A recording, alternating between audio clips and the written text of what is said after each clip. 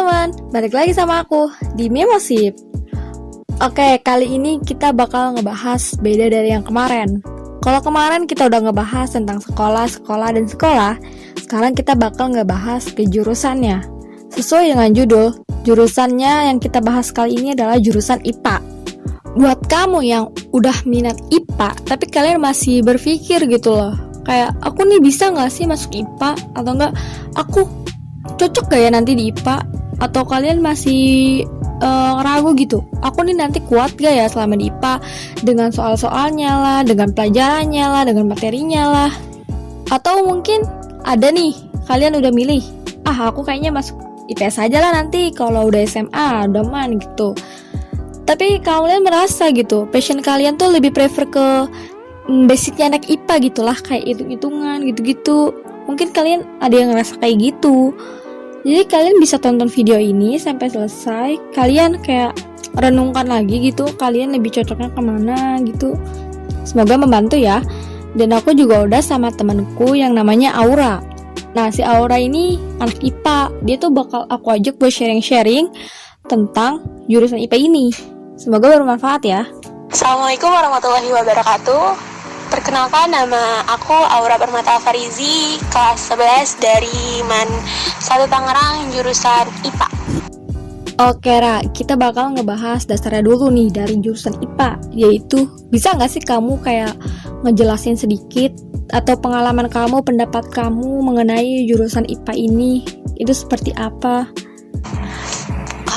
Menurut aku jurusan IPA itu kayak gimana ya? Kan kalau kata orang kayak jurusannya bakal pusing karena ketemunya angka lagi gitu. Emang sih emang bener begitu, kayak pelajarannya, jurusannya pasti ketemunya angka, itu pasti.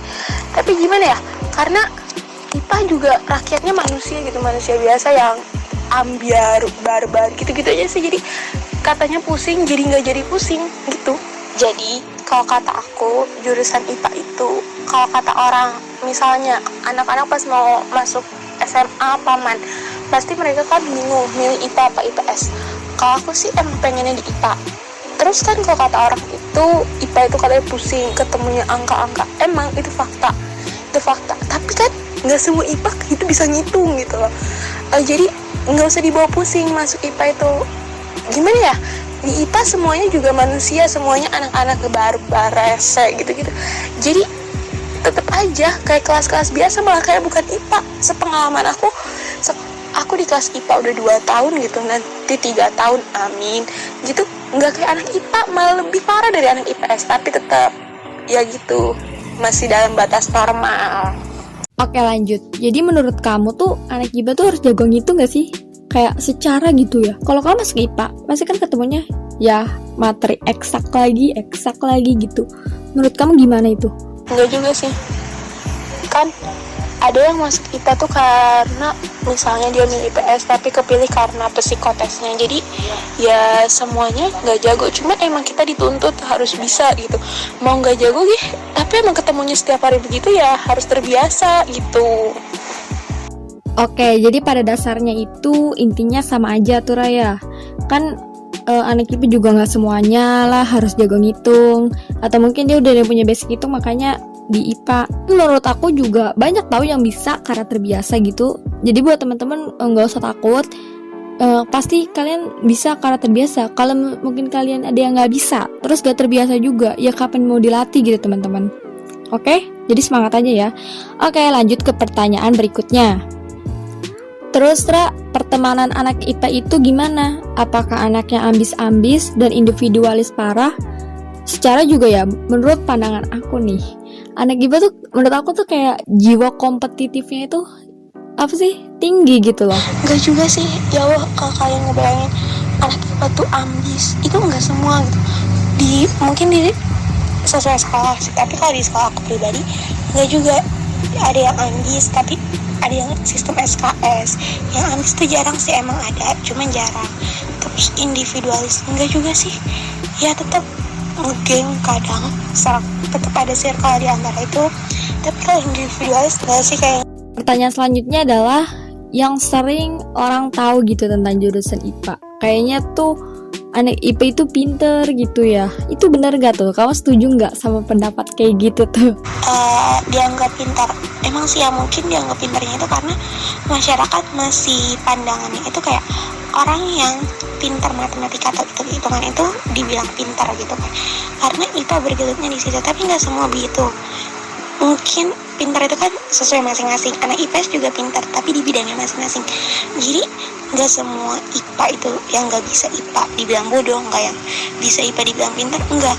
Jadi semua pintar itu di bidangnya masing-masing. Anak IPS, IPA, agama, bahasa itu pintar semua di bidang mereka masing-masing. Anak IPA belum tentu bisa IPS ketika ditemuin sama sejarah, sosiologi.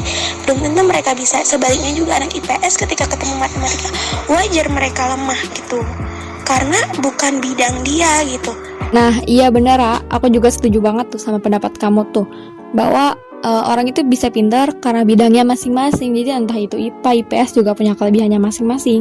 Nah, sekarang nih aku mau nanya, pandangan kamu deh sebagai anak IPA ke anak IPS itu gimana, Ra? Kalau menurut aku, jujur, anak IPS yang sejarahnya jago itu mantep banget. Karena sejarah itu, dia nguasain sejarah itu sumpah mantep banget. Gimana sih? Mungkin kebanyakan orang mikirnya nakal gitu. Emang sih di sekolah aku juga gitu. Cuman ya jangan selalu menjat kalau anak IPS itu nakal gitu. Mereka punya sisi kelebihannya masing-masing. Gitu. Dan juga kayak tadi yang aku bilang, IPA nggak selalu baik. IPS juga bukan berarti buruk gitu. Oke, pertanyaan selanjutnya jadi adalah fakta tentang anak IPA yang sebenarnya. Jadi apa tuh, Ra? Kasih tahu dong, ayo ungkapin gitu. Gini, benar-benar anak IPA nggak selalu baik. Anak IPA nggak selalu pintar matematika. Anak IPA nggak selalu kalem, nggak selalu itu. Mereka barbar dengan caranya sendiri-sendiri. Anak IPA nggak selalu bisa matematika, karena mereka kadang IPA-nya nyasar. Itu sesuai psikotesnya, padahal mereka minatnya ke IPS, tapi misalnya psikotesnya dia tinggi, otomatis dia masuk ke IPA. Jadi dia minat nggak minat masuk IPA, kayak ya udahlah, udah terlanjur gitu. Terus anak IPA apa ya, biasanya kan dibilang pintar kayak tadi yang pertama, itu nggak semua gitu. Pokoknya IPA juga barbar, IPA juga bisa bandel. Oke, terakhir nih, Ra, saran dong buat adik-adik yang mau masuk IPA nih, atau yang mau milih IPA nih sebagai pilihannya. Saran buat adik-adik yang mau masuk IPA. Jadi, adik-adik yang mau masuk SMA, jangan bingung. Misalnya kalian milih IPA karena takut ketemu matematika, jangan takut. Karena kalian gak bakal dibunuh, gak bakal dipukul-pukul sih kalau kalian gak bisa gitu. Jadi ya udah, masuk IPA jangan takut karena matematikanya gitu, karena fisikanya, karena kimianya, jangan takut. Ya kalau emang kalian maunya di IPA, ya udah perjuangin itu gitu.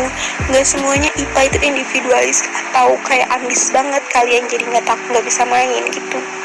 Jangan takut. Oke, makasih banget buat Aura yang udah mau aku tanya-tanyain, yang udah bersedia sharing-sharing tentang jurusan ini. Semoga buat kalian yang tadinya masih merasa bingung, bimbang, atau bahkan galau mikirin jurusan, karena ini kan selama 3 tahun ya kalian bakal belajar di jurusan ini gitu. Semoga video ini dapat bermanfaat buat kalian yang sedang membutuhkan. Dan jika kalian suka dengan channel ini, kalian bisa bantu aku buat subscribe channel ini dan share ke teman kalian. Thanks for watching guys. Ditunggu ya video selanjutnya.